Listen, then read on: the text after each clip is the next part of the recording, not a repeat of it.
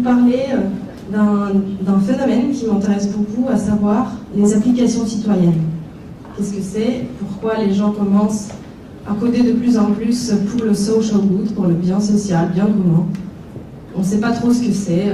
Pourquoi on commence à coder pour l'humanité, pour résoudre tel ou tel problème social, économique ou politique, et comment trouver un bon modèle de production de données, un bon design qui va être approprié pour le problème en question.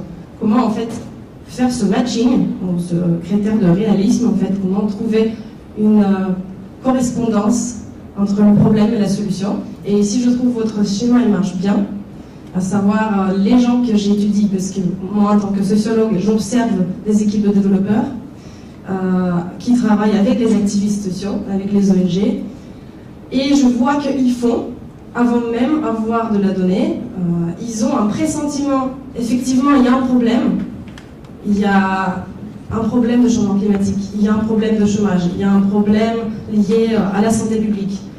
Je travaille en France et en Russie, je suis moi-même russe.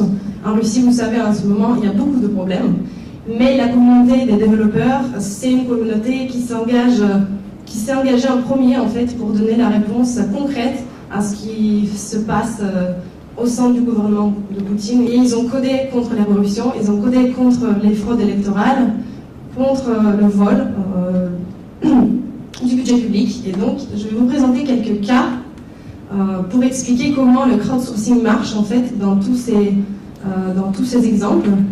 Déjà, qu'est-ce que c'est que le crowdsourcing? C'est un peu comme la big data, on dit crowdsourcing pour tout, en fait, on ne sait pas ce que c'est trop. Cette notion qui a été inventée en 2005 par les éditeurs du Wired, en fait, était une sorte de fruit de réflexion sur comment les entreprises pourraient externaliser leurs tâches à la foule, crowd, mais la foule comprise pas comme une foule de fous, mais comme une foule de gens intelligents, en fait.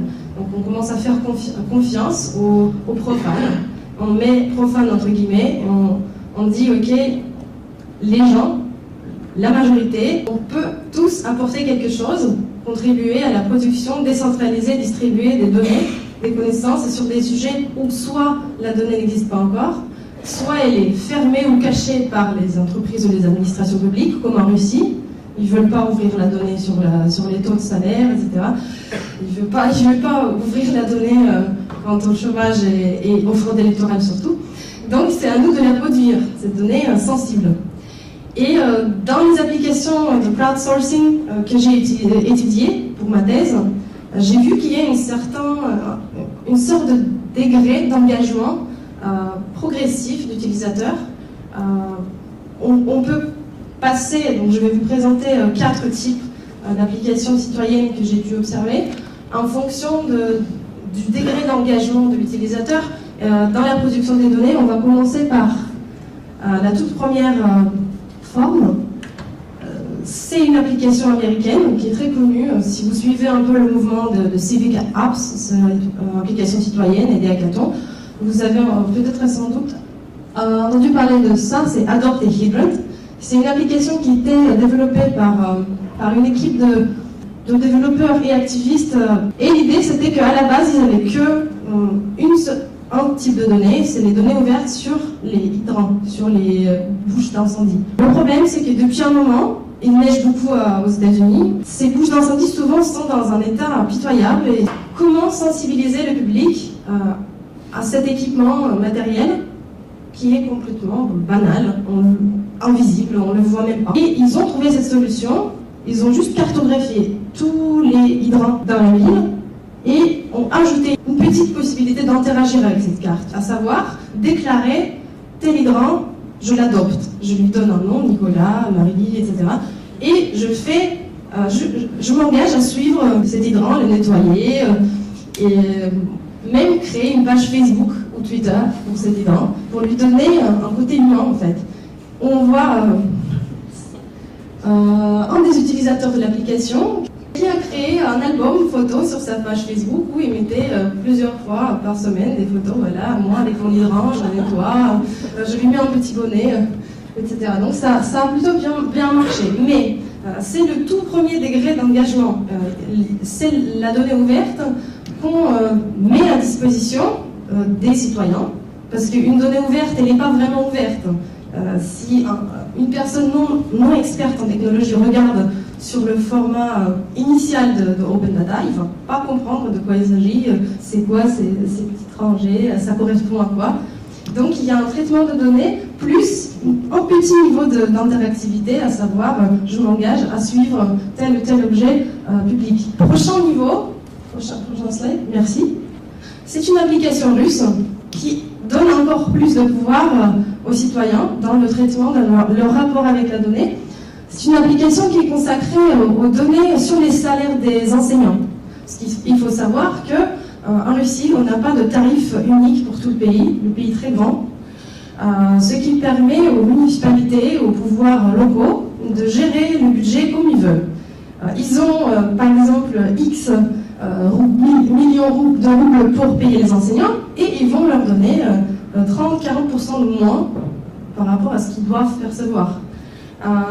Ce sont les enseignants qui ont senti ce problème, et ils sont adressés aux développeurs pendant un hackathon, encore une fois. Ils sont adressés aux développeurs en disant comment faire.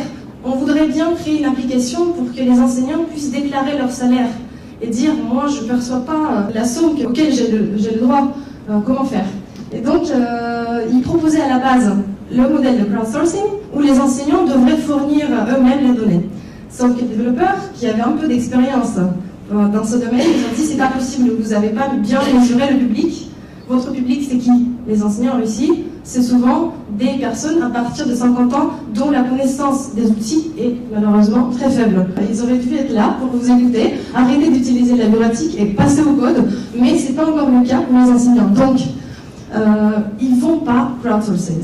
Ce public ne va pas participer, alors il faut mixer les deux formats. Il faut utiliser Open Data, les données du ministère de l'Enseignement sur les salaires, les mettre sur la carte, code couleur, plus rajouter un tweet wall à côté, vous voyez à gauche, et une possibilité de commenter pour chaque région, rajouter son lycée, son collège et dire ah tiens, sur les papiers je dois recevoir 1000 €, mais moi j'ai que 600 ou 700.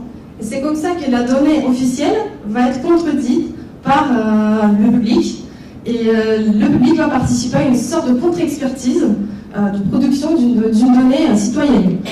Donc c'est encore un niveau au-dessus, et on va passer encore à une étape suivante, où on fait encore plus confiance, merci beaucoup, à la foule.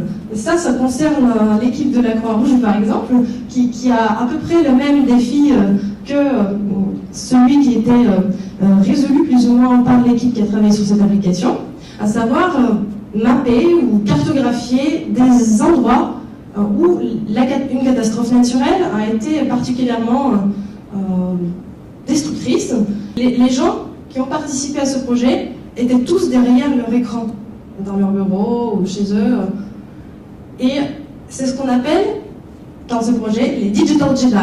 Donc c'est la force digitale ou l'armée digitale des volontaires, des humanitaires numériques.